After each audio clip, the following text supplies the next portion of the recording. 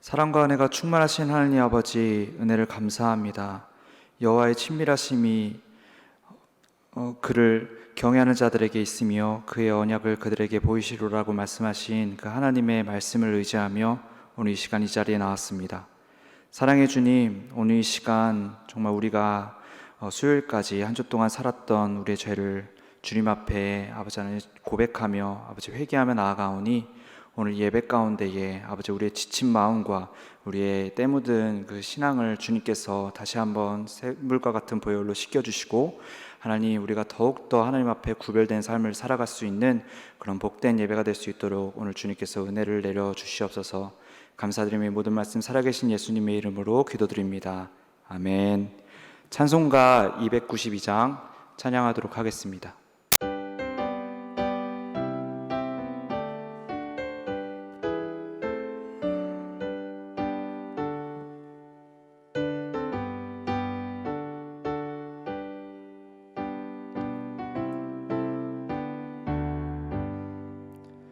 주 없이 살 수 없네 죄인의 구주여, 그 귀한 보배 피로 날 구속하소서. 구주의 사랑으로 흘리신 보혈이 내 소망 나의 위로 내 영광 됩니다. 주 없이 살 수 없네 나 혼자 못 서리. 힘없고 부족하며 지혜도 없도다. 내 주는 나의 생명 또 나의 힘이라. 주님을 의지하여 지혜를 얻으리. 주 없이 살 수 없네 내 주는 아신다. 내 영의 깊은 간구 마음의 소원을 주밖에 나의 마음 위하라 주리요. 내 마음 위로 와사 평온케 하시네. 주 없이 살 수 없네 세월이 흐르고 이 깊은 고독 속에 내 생명 끝나도 사나운 풍랑일 때 날 지켜주시니 내 곁에 계신 주님 늘 힘이 됩니다.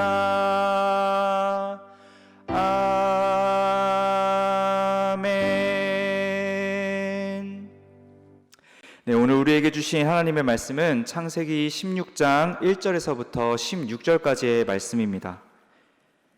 창세기 16장 1절부터 16절까지의 말씀, 구약 성경으로는 18페이지에 있습니다.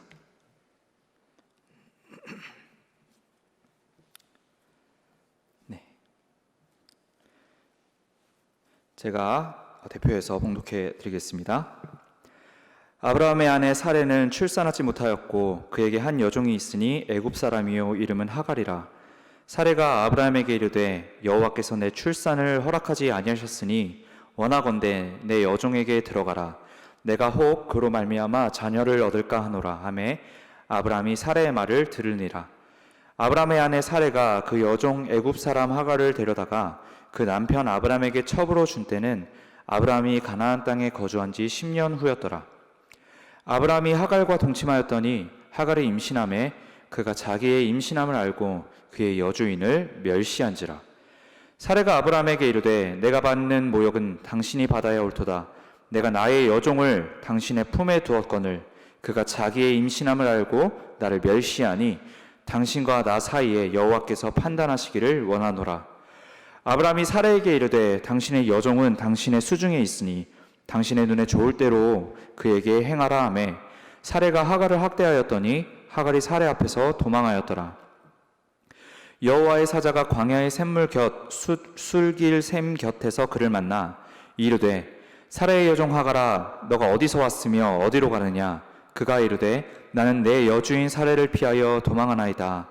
여호와의 사자가 그에게 이르되 내 여주인에게로 돌아가서 그 수하에게 복종하라. 여호와의 사자가 또 그에게 이르되 내가 너의 씨를 크게 번성하여 그 수가 많아 셀 수 없게 하리라. 여호와의 사자가 또 그에게 이르되 너가 임신하였은즉 아들을 낳으리니 그 이름을 이스마엘이라 하라. 이는 여호와께서 너의 고통을 들으셨음이니라. 그가 사람 중에 들나귀 같이 되리니 그의 손이 모든 사람을 치겠고 모든 사람의 손이 그를 칠지며 그가 모든 형제와 대항하여 살리라 하니라. 하갈이 자기에게 이르신 여호와의 이름을 나를 살피시는 하나님이라 하였으니 이는 내가 어떻게 여기서 나를 살피시는 하나님을 배웠는고 함이라. 이러므로 그 샘을 브엘라 헤로이라 불렀으며 그것은 가데스와 베레 사이에 있더라. 하갈이 아브라함의 아들을 낳음에 아브라함이 하갈이 낳은 그 아들을 이름하여 이스마엘이라 하였더라. 하갈이 아브라함에게 이스마엘을 낳았을 때에 아브라함이 86세였더라. 아멘. 교회 소식 전달해드리도록 하겠습니다. 첫 번째로는 예배 안내입니다. 주일 예배와 주중 예배, 곧 새벽, 수요, 금요 예배를 영상 예배로, 오후 예배는 가정 예배로 드려지게 됩니다. 영상 예배는 저희가 유튜브와 교회 홈페이지를 통해서 들으실 수 있으니까 우리가 이 사태가 안전이 될 때까지 유튜브와 교회 홈페이지를 활용해서 함께 하나님께 복된 예배를 드리시길 소망합니다. 새벽 예배를 드릴 수 있도록 영상 예배를 전날 저녁에 유튜브와 교회 홈페이지 개별 링크 공유를 통해서 게시하고 있으니까요. 꼭 확인하시고 새벽에 일찍 일어나서 함께 예배드리는 우리 성도님들과 제가 되길 원합니다. 두 번째로는 화신광자 안내입니다. 매주 화요일입니다. 매주 화요일 10월 6일까지 더하기 함께 쉽게 재미있게 읽는 사도행전 이라는 주제로 화신 강사를 진행하고 있습니다. 우리 또 청년부의 탁월하신 목사님이신 서정보 목사님께서 이렇게 진행을 하고 계시고요. 너무 유익한 시간들이니까 우리 아직까지 화신 강좌를 듣지 못하신 성도님들이 계시다면 이번 주, 다음 주부터라도 꼭 함께 화신 강좌를 들어주시길, 그리고 유익한 은혜를 얻으시길 주님의 이름으로 소망합니다. 오전반은 10시, 12시 2시간 동안 진행이 되고요. 또 저녁반도 있습니다. 바쁘신 우리 성도님들을 위해서 저녁반도 저희가 준비가 되어 있습니다. 그래서 저녁반은 7시 30분, 저녁 드시고 7시 30분부터 9시 30분까지 2시간 동안 있으니까요. 이 2회 중에 태기를 하셔서 수업에 참여하시고 복된 은혜 얻으시길 진심으로 소망합니다. 그리고 세 번째로는 저희가 이제 곧 있으면 추석입니다. 그래서 함께 또 가정 예배를 드리실 수 있도록 저희 교회에서 추석 가정 예배 순서지를 마련해 드렸습니다. 그래서 전교인 대상 교육부서 포함으로 신자용과 불신자용으로 저희가 추석 가정 예배 순서지를 준비하였으니까요. 꼭 확인하시고 한 분씩 가져가셔서 함께 복된 가정 예배 드리시길 원합니다. 교회에 오시면요, 예배당 뒤편에도 저희가 게시가 되어 있고요, 또 홈페이지에도 저희가 올려놨습니다. 그렇기 때문에 확인을 꼭 하셔서 함께 추석에 가정 예배 드리시길 소망합니다. 네, 기타 광고는 저희 주보, 가지고 계신 주보 혹은 저희 교회 홈페이지를 통해서 확인하시면 좋으실 것 같습니다. 네, 일단 제가 예배 설교 시작하기 전에 짧게 제가 기도하도록 하겠습니다. 사랑과 은혜가 충만하신 하나님 아버지, 말씀으로 우리를 먹이시고 말씀으로 우리를 살리시는 그 하나님의 말씀 앞에 우리가 머리를 조아리며 아버지 하나님 겸손하게 섰습니다. 오늘 이 시간 하나님의 말씀이 선포되어지는 이 예배 가운데에 우리의 상한 심령과 우리의 우둔한 심령을 주님께서 깨트리시고 인도하시고 또 위로하셔서 정말 하나님께 구별된 백성으로 더욱더 힘을 내어 살아갈 수 있도록 아버지 하나님, 우리 예배 가운데에 처음부터 끝까지 주관하여 주시고 우리 예배를 주님께서 기뻐 받아 주시고 은혜를 내려 주시옵소서. 감사드리며 이 모든 말씀 살아계신 예수 그리스도의 이름으로 기도드립니다. 아멘. 네, 나를 살피시는 하나님, 나를 살피시는 하나님이라는 제목으로 오늘 하나님의 말씀을 증거하도록 하겠습니다. 오늘 설교 이 본문의 내용을 좀 간추려 설명해 드리자면, 하갈이 결국은 임신을 하게 됩니다. 그리고 아들이 생기게 되죠. 당연히 기세가 등등해지고 정부인 이 사례까지 업신여기게 되는 상황까지 일어나게 됩니다. 그럼으로 인해서 아브라함 부족에는 심상치 않은 이 기운이 감돌게 되죠. 보통 직장이나 가정에서도 부하들끼리 혹은 자녀들끼리 싸우는 것은 별 이 가정에 치명타가 없지만, 이게 또 보스나 부모님들이 이렇게 싸우게 되면은 이렇게 전운이 감돌게 됩니다. 그것은 집단 전체에 큰 폭풍이 일어나게 되는 것이죠. 지금 아브라함 부족 상태가 이렇다는 겁니다. 폭풍 전야의 상태가 일어나게 된 거죠. 당시 아이를 임신하지 못하게 되면 신에게 저주를 받았다라는 개념이 들어가 있습니다. 그런 중에 하갈이 임신을 하다 보니까 이게 사레와 하갈의 위치가 뒤바뀌는 느낌이 일어나기 시작하는 것이죠. 하갈이 자기 주인 사레를 업신여기게 되니까 사라의 마음 가운데 어떤 게 일어납니까? 분노가 일어나고 남편에게 따지며 말하니까 이 아브라함이 사레에게 당신 졸대로 하시오 라고 말을 해버리게 됩니다. 그때부터 이제 사레의 참혹한 불난리, 말 그대로 하자면 불난리, 복수극이 시작이 되는 것이죠. 분노와 질투의 마음이 이 마음으로 자기를 업신여긴 여종 하갈에게 이렇게 어떻게 보면은 엄청 이제 괴롭게 하게 되는 것이죠. 어느 정도까지 이게 학대를 하냐면, 이 하갈이 견디다 못해 도망갈 정도까지 일어나게 됩니다. 어디로 도망을 갑니까? 광야로 도망을 가게 되죠. 학대를 견디는 것보다 차라리 광야에 도망자 생활을 하는 것이 더 낫다고 판단할 정도로 이 학대가 굉장히 심한 것으로 이해가 되고 있습니다. 당시 여러분 아시다시피 광야라는 것은 위험이 도사리는 곳이었어요.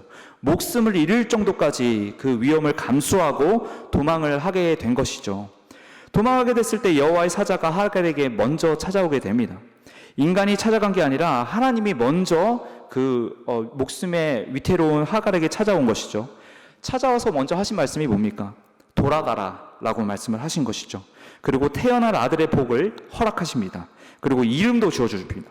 이스마엘, 곧 하나님이 듣고 계시다라는 이름까지 지어주게 되는 것이죠.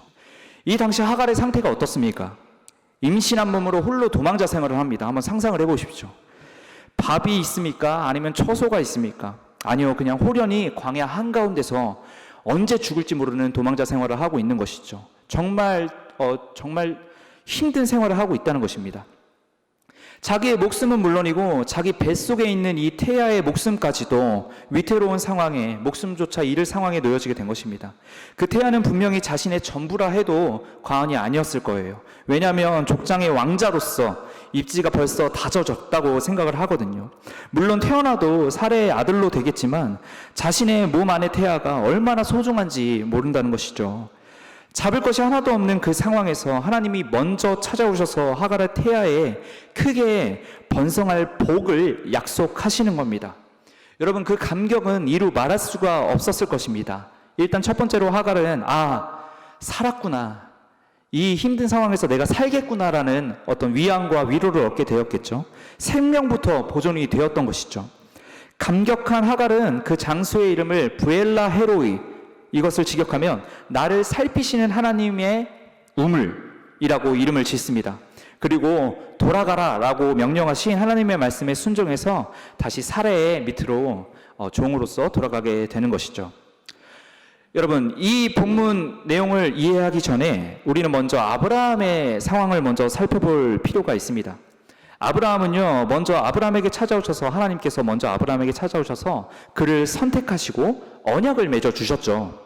이것은 아브라함이 무엇인가를 잘 해내고 성취한 어떤 보상이 아닌 전적인 하나님의 은혜였다는 것입니다. 하나님이 언약하신 모든 것은 반드시 이루어집니다. 왜냐하면 하나님은 속이는 분이 아니시고 자신의 모든 말씀을 정확하게 이루시는 신실하신 하나님이시기 때문이죠. 가나안 땅의 약속도 이루시고 여러 상황과 물질과 복도 이루시고, 그런데 단 하나, 가장 언약의 핵심인 자손의 약속이 이루어지지 않은 상황입니다. 그게 어느 때까지 묵묵무답이시냐? 가나안 땅에 들어온 지 10년이 지났는데도 자손을 안 주셨다라고 이 본문이 요 성경이 말씀을 하고 있다는 것이죠. 차라리 안 주시겠다고 말씀을 하시면 힘들기라도 덜 할 텐데, 아니 주시겠다고 말씀을 통해 수없이 얘기하시는데도 당장 아브라함 눈에 잡히는 결과가 없는 거예요. 잡히는 아기가 없는 것입니다. 오늘 본문의 전장인 15장의 마지막까지 하나님이 분명히 자손을 아브라함에게 약속을 하신다는 것이죠. 우리 15장 18절, 이 오늘 본문 전에 15장 18절을 잠시 같이 읽도록 하겠습니다. 시작. 그날에 여호와께서 아브라함과 더불어 언약을 세워 이르시되 내가 이 땅을 애굽강에서부터 그 큰 강 유브라데까지 내 자손에게 주노니. 아멘. 누구에게 주시겠다고요? 내 자손에게 주시겠다고 약속을 하셨단 말이죠. 당장 없는 자손에게 주시겠다는 뭡니까? 자손을 주시겠다는 약속이잖아요. 그런데 그 후에도 그에게 자손이 없었다는 것이죠. 나이는 이 본문을 보니 80대 중반으로 짐작을 할 수 있어요. 아브라함의 나이가.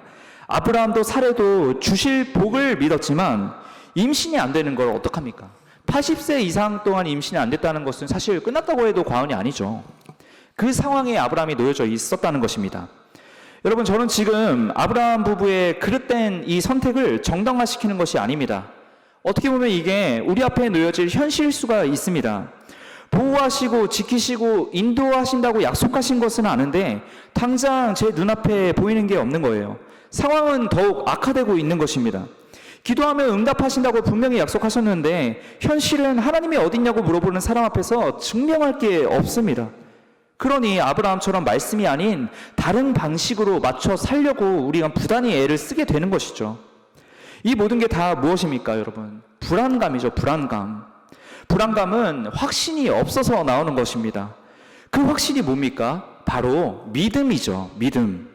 하나님에 대한 믿음이 없다면 그것의 결과는 불안과 근심입니다. 그로 인한 고난, 그릇된 판단으로 이어지게 되는 것이죠.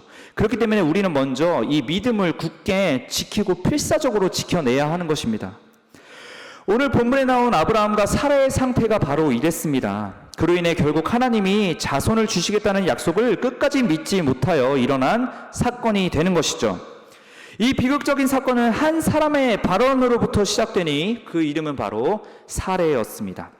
우리 교환, 우리 강 목자님께서 아마 보내주셨을 텐데 1번 교환을 한번 제가 문제를 읽어드리도록 하겠습니다. 10년 넘게 출산을 못하자 사례는 아브라함에게 무엇을 제안했습니까? 이것에 대한 답은 1절, 2절에 있습니다. 1절, 2절 한번 우리 다 같이 한번 읽어보도록 하겠습니다. 시작. 아브라함의 아내 사례는 출산하지 못하였고 그에게 한 여종이 있으니 애굽 사람이요 이름은 하갈이라. 사례가 아브라함에게 이르되 여호와께서 내 출산을 허락하지 아니하셨으니 원하건대 내 여종에게 들어가라. 내가 혹 그로 말미암아 자녀를 얻을까 하노라 하매 아브라함이 사례의 말을 들으니라. 지금 사례가 누가 내 출산을 막는다고 이 성경에서 말합니까? 여호와께서 막는다고 말을 하는 거예요. 이 발언에는 여러분 두 가지의 의미가 있습니다. 첫 번째로는 출산을 비롯한 생명의 탄생이 오직 하나님께 달려있다는 것을 사례는 믿었습니다. 믿음이죠. 두 번째입니다. 불임에 대한 고통을 전적으로 하나님께 돌리는 불신과 원망의 모습을 보이고 있는 것입니다. 죄입니다. 모든 게 하나님 손에 있는데 내 상황이 이런 것은 다 하나님 책임이죠 라고 말하고 있는 것입니다.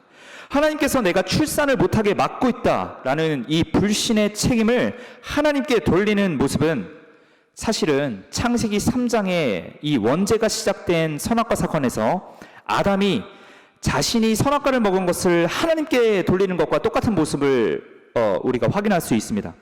선악과를 먹고요, 하나님이 아담에게 찾아오시며 추궁을 하시죠. 너 이거 왜 먹었냐? 그때 아담이 어떤 반응을 취합니까? 하나님, 당신이 만든 여자가 나한테 먹으라고 해서 내가 이거 먹은 거 아닙니까? 이런 얘기를 하게 되지 않았어요? 이 말이 뭐예요? 하나님 탓이에요. 지금 아담이 하나님께 이 말을 하고 있는 것입니다. 지금 사례의 발언과 그 발언으로 알 수 있는 마음이 이 원죄 아담의 상태와 똑같다는 것입니다. 원망하는 것이죠. 이런 원망과 불신, 이 삐뚤어지는 것의 결과를 지금부터 우리는 확인할 수가 있습니다. 그 원망으로 시작된 판단은요, 가히 하나님의 원래 이 말씀과 동떨어진 계획으로 이어지게 됩니다. 아브라함과 사라는 하나님의 약속을 더 기다리지 못하고 그의 여종 하갈에게서 하나님의 약속을 인위적으로 맞춰내려고 합니다. 하지만 이런 인간적인 방법으로 하나님의 말씀을 맞추려고 하는 것은 분명히 잘못된 것입니다. 이 질문, 1번 질문 다시 한번 보시겠습니다. 이 밑에 조그만 글씨로 나와 있잖아요. 이 질문 밑에 이 조그만 글씨로 나와 있다시피 당시 고대 근동에서는 아내가 첩을 통해서 대를 잇는 것은 합법이었습니다. 합법. 즉 살해의 이러한 발상은 인간적으로는 불법이 아니었다는 것이죠. 하지만 이것은 어디까지나 인간적인 방법입니다. 하나님은 아브라함에게 자녀를 분명히 약속하셨습니다. 그렇게 약속하실 때에 이러한 인간적인 방법으로 약속을 하신 것이 아닙니다. 하나님은 여종이나 아브라함의 제2의 부인, 제3의 부인, 제5, 6의 부인을 통해서 자손을 약속하신 것이 아니라 오직 지금 한 몸을 이뤄 혼인을 한 아브라함과 사레를 통해서 대를 이으시려고 하셨던 것이죠. 여러분, 이렇듯이 아무리 이 세상에 맞는 말 같아도, 아무리 현명한 말 같아도 우리의 기준은 세상의 현명함이 아니라 우리에게 일러주신 하나님의 말씀의 기초가 되어 있어야 한다는 것입니다. 구약의 잠언이 처음부터 끝까지 이야기하는 것이 무엇입니까? 세상의 모든 선과 지혜와 도덕과 양심의 기준은 오직 여호와의 말씀이라고 가르치는 것이 아니겠습니까? 그것이 진정한 지혜라고 가르치는 것이 아니겠습니까? 모든 현명함의 기준은 오직 말씀이라는 사실을 여러분 오늘 이 시간 기억하시길 바랍니다. 왜냐하면 사람은 하나님의 말씀에 순종할 때에 비로소 선이 나오게 지음받은 피조물들이기 때문입니다. 노아의 때에 하나님께서 말씀하셨듯이 사람의 원래의 마음이 계획하는 바가 어려서부터 악한 것들 뿐입니다. 그러니 그 악한 것에서 나오는 현명이 과연 현명함이겠습니까? 아니죠. 오히려 하나님과 더 멀어지게 되고 결국은 스스로도 인지하지 못한 채 믿음과는 전혀 상관없는 삶을 살게 되는 것입니다. 그렇기 때문에 우리는 스스로를 위해서라도 속히 하나님의 말씀 앞으로 나와야 하는 것입니다. 작은 일을 결정할 때도 하나님께 묻고 그 뜻을 구하며 살아가야 한다는 것이죠. 근데 아브라함은 결국 인간적인 방향을 선택하게 되고 약속의 근원이 되시는 주님께 묻지도 않고 아내가 아닌 여종 하갈에게서 아이를 낳게 되는 불순종을 저지르게 되는 것이죠.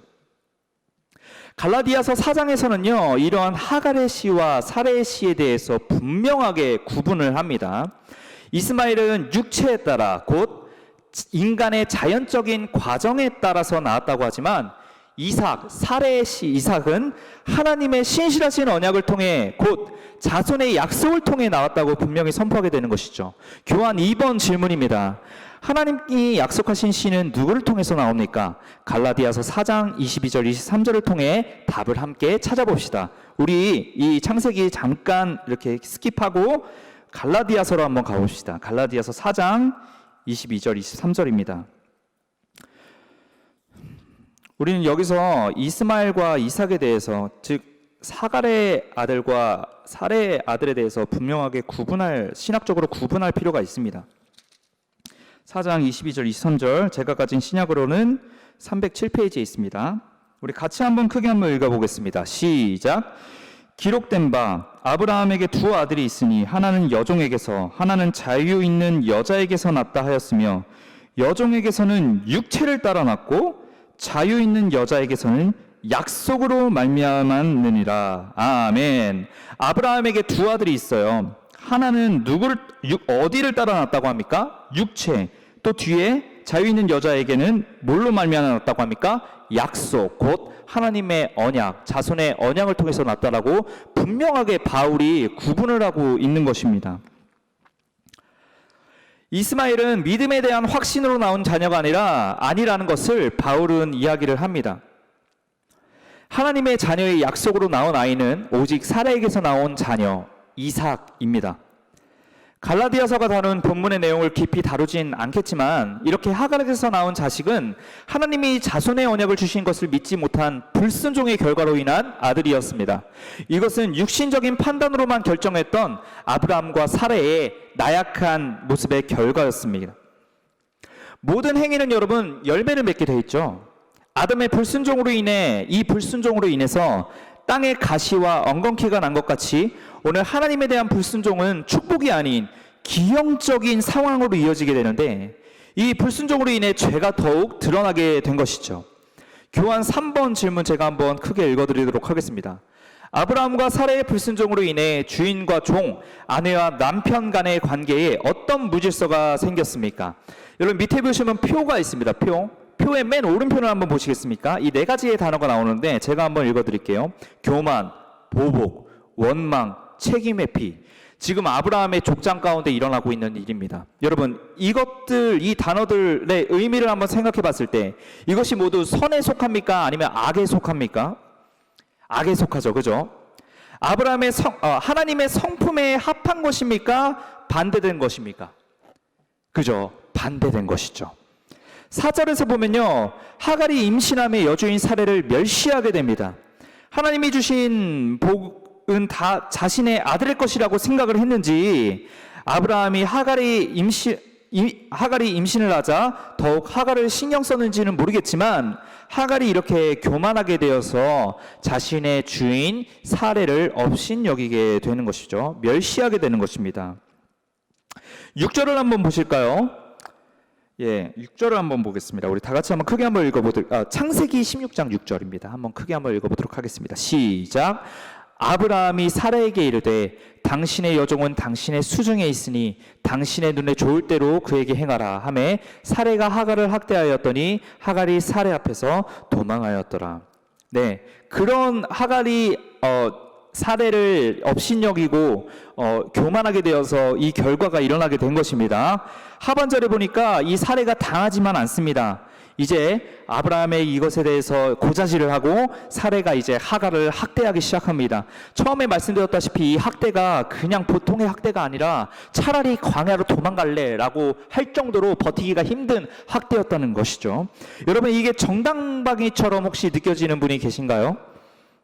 하갈이 학대 안 했으면 사례도 그럴 일 없었을 거야. 이거는 하갈 때문이야 라고 생각하시는 분이 혹시나 계실지를 모르겠습니다. 근데 여러분 사례나 하갈이나 지금 죄를 저지르고 있는 것은 똑같습니다. 죄는 죄를 낳아요. 그죠? 누가 먼저 시작했냐가 지금 이 상황에서 중요한 게 아닙니다. 지금 아브라함의 부족 상태가 이 공동체의 상태가 어떤지를 여러분 우리 같이 확인을 할 필요가 있습니다.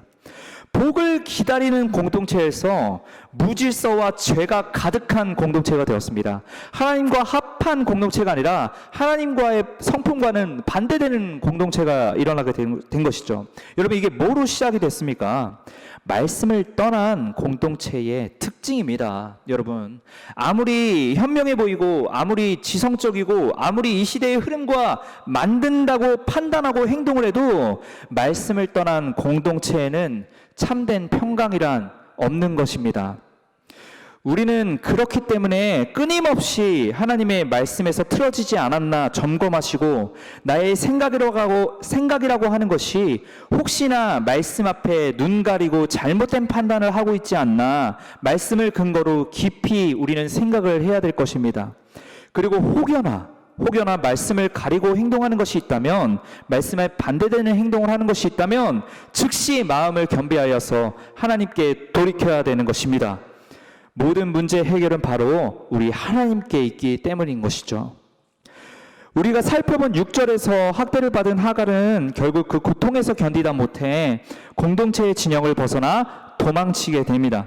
아이를 벤 몸으로 여러분 상상해 보세요. 아이를 벤 몸으로 죽음을 피해 학대를 피해 광야길로 정처 없이 도망간 하갈의 상황이 얼마나 처절했겠습니까? 이때 하나님은 먼저 이방인이자 도망자 하갈에게 찾아오십니다. 하나님의 언약은 오직 사례의 자녀에게 있었습니다. 아브라함의 자녀 이삭에게 있었죠. 그런데 지금 하나님이 하갈의 상황을 보시고 들으시고 찾아오신 은혜를 베푸신 것입니다. 4절 우리 문제 한번 읽어보도록 하겠습니다. 시작. 하갈은 도망쳤습니다. 임신한 몸으로 여러 날을 걸어 몸과 마음이 지쳐있던 그녀에게 여호와의 사자가 찾아왔습니다. 그와 하갈의 첫 번째 대화 내용을 정리해 보십시오. 7절부터 9절 제가 한번 크게 한번 읽어보도록 하겠습니다. 여호와의 사자가 광야의 샘물 샘 곁에서 그를 만나 이르되 사레의 여종 하갈아 너가 어디서 왔으며 어디로 가느냐? 그가 이르되 나는 내 여주인 사레를 피해 도망하나이다. 아멘. 먼저 하갈에게 찾아오신 주님은 하갈에게 너가 어디서 왔으며 어디로 가느냐? 라고 질문하십니다. 이것은 여러분 하나님의 사자가 모르고 질문한 것이 아니죠. 모든 것을 아셔서 먼저 찾아오신 하나님이십니다. 그렇기 때문에 문제를 해결하시기 위해서 먼저 이 얘기를 하신 것이죠. 이러한 맥락과 유사한 하나님의 질문은 여러분 창세기에서 2번이 나오는데요. 하나는 에덴 동산에서 아담아 아담아 너가 어디 있느냐 이렇게 찾으시는 하나님의 물음에서 똑같이 확인할 수가 있고요. 두 번째로는 가인이 그의 동생 아벨을 쳐 죽이고 나서 하나님이 그렇게 찾으시는 내용에 있습니다. 가인아 너의 동생 아벨이 어디 있느냐 이 질문과 지금 이 하갈에게 말한 질문이 똑같다는 것이죠. 아담과 가인은 이 질문에서 어떻게 대답을 했습니까? 솔직하지 못하게 다 아시는 하나님 앞에서 발뺌을 했죠. 너가 어디서 왔냐? 라는 지금 하갈에게 한 질문 앞에 하갈의 마음이 어땠을까요? 여러분 고대 근동사회에서는 그때 문화적 상황을 우리가 다시 한번 생각해 보겠습니다. 그때 고대 근동사회에서는요, 당시 종으로서 도망치는 노예는 그리고 그 노예를 돕는 사람은 무조건 사형에 처해져 있었습니다. 여러분 우리 대한민국 KBS 드라마 추노 아시죠? 추노도 똑같죠. 도망가다 잡히면 바로 죽습니다. 이것처럼 이때 당시에 고대 근동사회에서도 여종이 도망가면 죽게 되는 것입니다. 아무리 하갈이 임신을 베고 있어도 하갈의 신분 상태는 종이었습니다. 지금 종이 도망갔잖아요. 그러면 잡히면 바로 죽는 거였어요. 그 상황에서 질문합니다. 하갈아, 너가 어디서 왔냐? 네, 이거 굉장히 무서운 질문이죠. 이 질문 앞에서 하갈은 아담과 가인과는 반대되게 자신의 그 처지 상황을 솔직하게 하나님 앞에 정직하게 대답을 합니다. 이르되 사레 여종 하갈아 내가 어디서 왔으며 어디로 가느냐. 8절입니다. 그가 이르되 나는 내 여주인 사레를 피해 도망하나이다. 아멘. 모든 것을 감찰하시는 여호와께 자신이 있는 모든 것을 숨기지 않고 털어놓습니다. 하나님의 사자는 하갈에게 찾아와 그녀를 위로하기 전에 이러한 하갈에게 먼저 명령을 하십니다. 9절 말씀입니다. 여호와의 사자가 그에게 이르되 너의 여주인에게로 돌아가서 그 수하에게 복종하라. 아멘. 돌아가라. 내가 있어야 할 곳으로 돌아가라 라고 말씀하십니다. 하갈이 있어야 할 곳이 어디입니까? 사레의 종의 자리이죠. 종의 자리입니다. 여러분 모든 인간은 하나님의 예정 안에서 그 길을 걷게 됩니다. 아브라함에게 정하신 계획이 있고 사라에게도 정하신 계획이 있고 지금 심지어 여종 하갈에게도 정하신 계획이 있는 것입니다. 그러므로 하갈이라는 여인이 사라의 종으로서 섬기는 것은 아브라함의 이 전체 인생을 향한 하나님의 예정이며 섭리 중에 일부분이었던 것이죠. 이러한 섭리가 여러분 하갈의 불순한 태도, 자기네 여주인 사례를 업신여기는 이 잘못된 태도로 인해서 혼란스러워지고 파괴되어지고 그로 인해서 자신을 포함하여 아브라함 집 전체 모두가 큰 고통 속으로 몰아넣게 되었는데 바로 이 문제를 해결하기 위해서 하나님이 이렇게 돌아가라고 명령을 하신 것이죠. 하갈은 사례를 업신여기로 말미암아 하나님의 아브라함의 집을 떠나 정처 없는 도망자 생활을 하게 되었고 사라는 자신의 여종과 그 아들을 잃게 되었고 아브라함은 둘째 부인과 자신의 아들을 잃게 되었습니다. 이 모든 문제를 단번에 해결할 수 있는 단 유일한 방법 무엇입니까? 바로 하갈이 다시 돌아가서 잘못을 빌고 다시 종의 위치에서 열심히 사는 것이죠. 이렇게 되면 모든 것이 해결되는 것 아니겠습니까? 비록 그들의 불순종으로 인해서 이런 기형적인 상황이 전개가 되었지만 이 모든 것도 결국 하나님의 명령 앞에서 바로 잡히게 될 것입니다. 지금 이 구절 또한 하나님이 직접 개입하셔서 이 흐트러진 모든 것들 바로잡기 위해서 찾아오게 된 것이죠. 하나님은 하갈에게 내리시는 명령과 함께 하갈이 그 명령을 수행하기도 전에 자녀의 복을 약속하십니다. 우리 10절 한번 크게 한번 읽어보도록 하겠습니다. 시작. 여호와의 사자가 또 그에게 이르되 내가 내 씨를 크게 번성하여 그 수가 많아 셀 수 없게 하리라. 아멘. 여러분, 이방인 하갈에게 준 이 하나님의 축복은 가히 파격적이 아닐 수가 없습니다. 창세기에서 자손이 번성하게 되는 것은요, 하나님이 천지 창조와 노아 홍수에서 살아남은 피조물들에게 한 축복과 같은 것입니다. 그리고 이 축복은 아브라함과 이삭과 야곱에게 주신 축복의 일부분입니다. 여호와의 사자가 땅의 티끌이나 하늘의 별들과 같은 비유법을 사용하지 않았다는 것만 제외하고는 하나님의 아브라함에게 자손과 관련하여 준 축복과 동일한 축복을 지금 이방인 하갈에게 주는 것입니다. 자손 부분만 동일한 것입니다, 여러분. 선택받은 언약 백성은 아니라는 것이죠. 또한 하나님은 이스마엘이라는 이름을 지어주십니다. 이것은 창세기에서 여러분 아담의 이름을 지어주신 후 처음으로 하나님께서 직접 지어주신 이름입니다.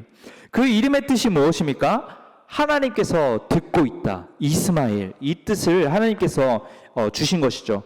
그때 당시에 여러분 아시다시피 이 고대 근동 지방에서 이름이라는 그 정체성이 얼마나 중요한 것인지 여러분 알고 있죠. 이스마엘도 하나님께서 직접 이 정체성을 심어 주신 것이라는 겁니다. 얼마나 축복이 아닐 수가 있겠습니까? 11절입니다. 여호와의 사자가 또 이르시되 그에게 이르되 너가 임신하였은즉 아들을 낳으리니 그 이름을 이스마엘이라 하라. 이는 여호와께서 너의 고통을 들었음이라. 아멘. 분명히 죄로 인해 일어난 이 기형적인 상황이요, 하나님의 도우심과 언약으로 변화되는 모습을 우리는 지금 확인할 수 있습니다. 그리고 그 약속은 하갈에게 너무나도 복된 것이었습니다. 복도 여러분 그냥 복이 아니라 앞서 말씀드렸다시피 자손의 번영과 이름까지 지어주시는 파격적인 복인 것이죠. 하나님의 은혜가 없었더라면 하갈은 이 죄의 열매로 말미암아 광야 한가운데서 싸늘하게 인생을 마감했을 것이죠. 그리고 하지만 하나님은 그런 하갈을 잊지 않으시고 이방인이라 할지라도 먼저 찾아오게 되었습니다.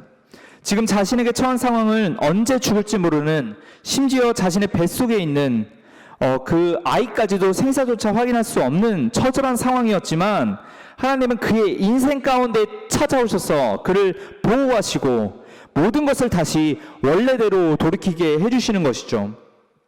하갈은 자신에게 나타나신 하나님을 기념하며 나를 살피시는 하나님이라고 부르게 되었습니다. 죽을지도 모른다는 두려움은 다 사라지게 되었습니다. 왜냐하면 태아의 생명이 보장된 언약을 하셨고, 그렇다면 본인 또한 죽지 않을 것이란 것을 알게 된 것이죠. 앞서 말씀드렸다시피 하갈은 도망간 노예로서 죽은 목숨이었지만 하나님의 언약이 자신의 최고의 변호인이 된 것입니다. 하나님은 이렇게 하갈을 위해서 일하셨습니다. 하나님은 이렇듯 인간에게, 우리에게, 저와 여러분들에게 먼저 찾아오셔서 자신의 선하신 뜻을 나타내시는 분입니다.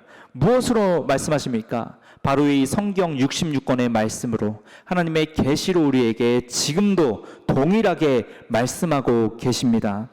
하지만 우리는 말씀을 듣고 묵상하는 것이 이러한 큰 역사가 되는 일인 줄을 모르며 사는 경우가 많이 있습니다. 습관 때문일까요? 아니면 말씀이 요즘에는 어플이나 카톡방이나 유튜브나 습관적인 예배로 인해서 너무 많이 노출이 됐기 때문이었을까요?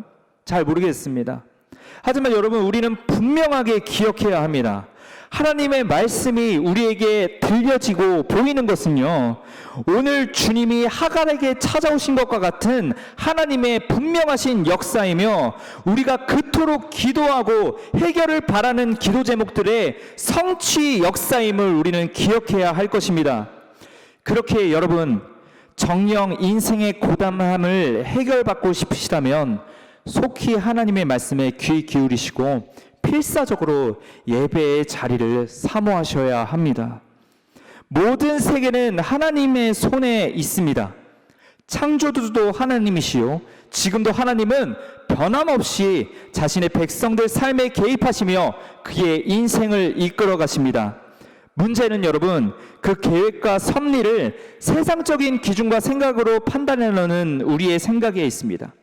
사례가 아브라함과 함께 여종 하갈의 몸에서 하나님의 약속을 성취하려고 애쓴 것은요, 아무리 그 판단이 이성적이고 고상하고 이 세상의 이치와 맞는 것이라 하더라도 하나님과 멀어질 수밖에 없는 일이라는 걸 오늘 본문이 분명하게 우리에게 말씀해 주시고 있는 것이죠. 여러분, 그 위대한 여리고성 정복전에 하나님의 군대대장이 여호수아를 찾아옵니다. 그때 하나님께서 여호수아에게 하신, 하나님의 군대대장이 여호수아에게 하신 말씀이 무엇입니까? 무기를 갖다 줬습니까? 아니면 여리고성의 약점을 파악하게 하셔서 그 여리고성을 더 쉽게 정복하게 하셨습니까? 아닙니다. 한마디 하셨습니다. 내 신을 벗어라. 이 한마디 하셨단 말이죠. 상황과 문제 앞에서 우리가 먼저 해야 할 일은 하나님 앞에서 나의 신을 벗어내는 것입니다. 세상으로부터 익숙해진 나의 시선, 판단, 생각 모두 다 벗어버리고 전적으로 하나님 말씀을 내 기본 베이스로 장착을 하고 신뢰함으로 주님께 구별되어야 하는 것입니다. 이것이 하나님의 말씀을 믿는 성도의 삶입니다. 이 믿음은 아는 것에서 그치는 것이 아니라 그 믿음이 아닙니다. 하나님과 같이 기다리고 기다려야 하는 상황일지라도, 아브라함과 같이 이 언약을 기다리고 기다려야 하는 상황일지라도 결국에는 성취하실 하나님의 약속을 끝까지 믿으며 견디고 성도의 삶을 살아내야 하는 것입니다. 여러분, 성도가 무엇입니까? 거룩한 백성, 곧 하나님의 구별된 백성 아니겠습니까? 세상의 형식을 따라 하나님의 말씀을 조종하며 사는 사람이 아니라 그 세상의 형식에 때묻지 않고 구별된 삶을 살아가는 그런 성도의 삶을 지켜나가시기를 전심으로 소망합니다. 특별히 여러분, 이러한 교회의 위기 상황 속에서는 하나님이 우리에게 베푸신 구원의 약속이, 그리고 하나님께서 우리와 함께 하신다는 약속이 희미해 보일 수가 있습니다. 당장 예배가 그치고 그리고 세상의 시선과 인식은 점점 더 어두워지고 핍박하는 것처럼 보일 수 있습니다. 학부모님들은 아이들을 예배에 보내는 게 꺼려 하시고, 세상에 죄를, 교회에 가는 것이 세상에게 죄를 짓는 것 같은 그 분위기까지 너무나 깊이 형성이 되어 있는 것이죠. 이 슬픈 상황 속에서 우리가 취해야 할 행동은 무엇입니까? 다른 세상적인 방편에 우리의 믿음을 타협하지 말고 할 수 있는 데까지 끝까지 예배의 삶, 믿음의 삶을 지켜내야 하는 것임을 우리는 기억해야 할 것입니다. 우리에게 계시하신 하나님의 말씀을 붙들고 우울과 낙심에서, 죄책감에서, 가정의 고된 상황에서, 자녀의 문제 앞에서, 단 하나의 사소한 상황 앞에서도 하나님의 뜻에 맞게 살도록 노력하고 행동하고 생각합시다. 들으시는 하나님, 오늘 제목과 같은 살피시는 하나님, 이방인 하갈의 고단함과 하갈이 받은 학대를 살펴보신 하나님이 죽음 직전에 외로운 하갈에게 직접 찾아오시고, 하갈 본인의 교만함으로 인해 엎질러진 일들이라도 친히 바로 잡아주셨습니다. 그리고 더 나아가 하갈의 이 고통을 들어주시고 또 복의 약속으로 위로하셨습니다. 이것은 생명에 관한 약속이었습니다. 우리 주님은 자신이 작정한 백성에게 이렇게 찾아가 고통을 나누시고 바로잡아 주시고 그리고 위로하시는 분이십니다. 그때 우리가 알지 못하는 때더라도 하나님은 그렇게 우리를 이끌어 가시며 결국은 하나님의 언약 백성의 구원을 이루시는 신실하신 하나님이심을 기억하길 소망합니다. 오늘도 우리와 동행하시고 함께하시고 우리의 고통을 살피시고 매일 말씀으로 힘주시고 위로하시는 하나님을 바라보며 성도의 구별된 삶을 살아가는 저와 여러분들이 되시기를 진심으로 소망합니다. 아멘. 오늘 이 시간 이 말씀을 기억하면서 짧게 우리가 함께 기도하길 원합니다.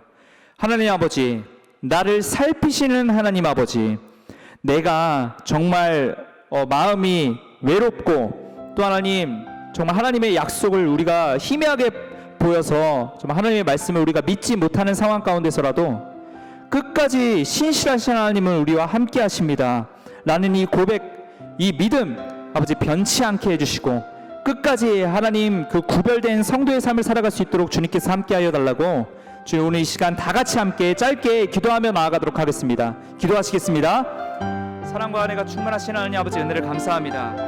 하나님은 신실하신 하나님이시며 하나님의 약속은 단 하나라도 땅에 떨어지지 않으시는 그 하나님의 신실하신 하나님의 약속을 우리가 오늘 이 시간 바라보며 나아가길 원합니다.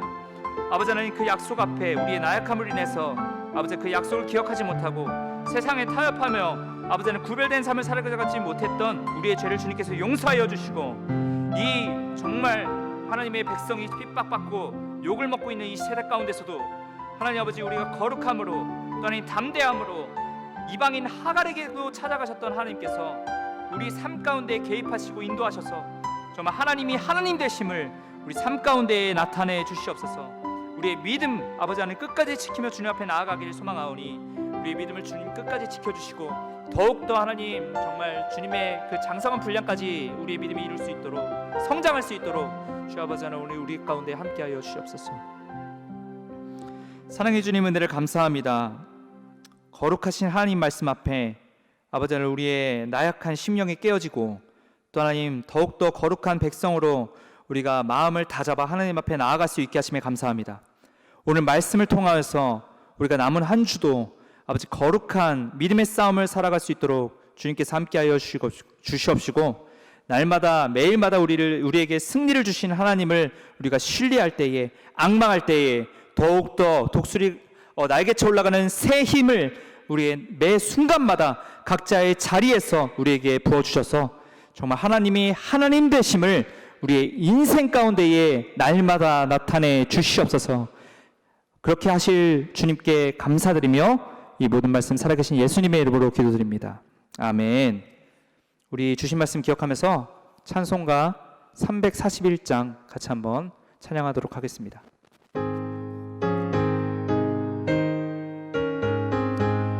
여러분, 우리 각자 모니터 앞이지만 힘차게 박수 치면서 믿음으로 우리가 찬양하기를 원합니다. 기쁘게 박수 치면서 우리 한번 찬양하도록 나아가겠습니다.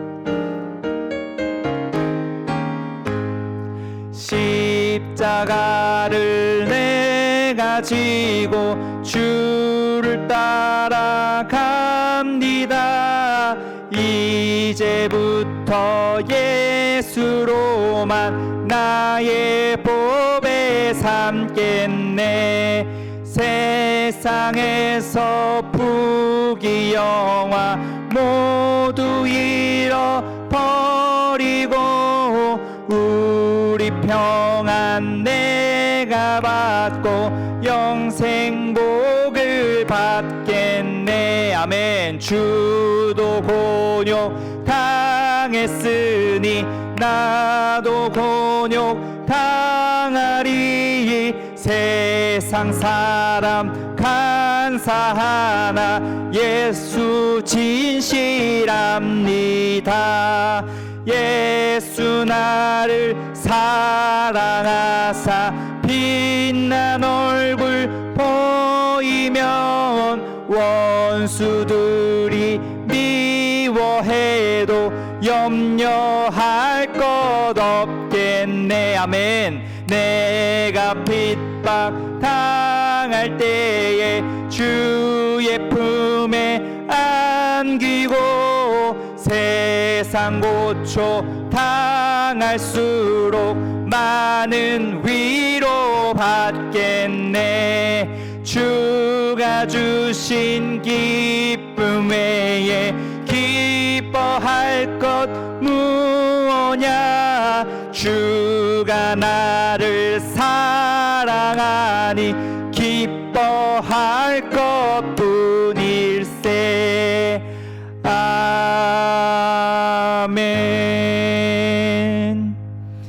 예수님은 저와 여러분들을 영원토록 사랑하십니다. 아멘. 우리 주기도문으로 오늘 수요 예배 마치도록 하겠습니다. 하늘에 계신 우리 아버지여, 이름이 거룩히 여김을 받으시오며 나라에 임하옵시며 뜻이 하늘에서 이룬 것 같이 땅에서도 이루어지이다. 오늘날 우리에게 일용할 양식을 주옵시고 우리가 우리에게 죄 지은 자를 사하여 준 것 같이 우리의 죄를 사하여 주옵시고 우리를 시험에 들게 하지 마옵시고 다만 악에서 구하옵소서. 나라와 권세와 영광이 아버지께 영원히 있사옵나이다. 아멘.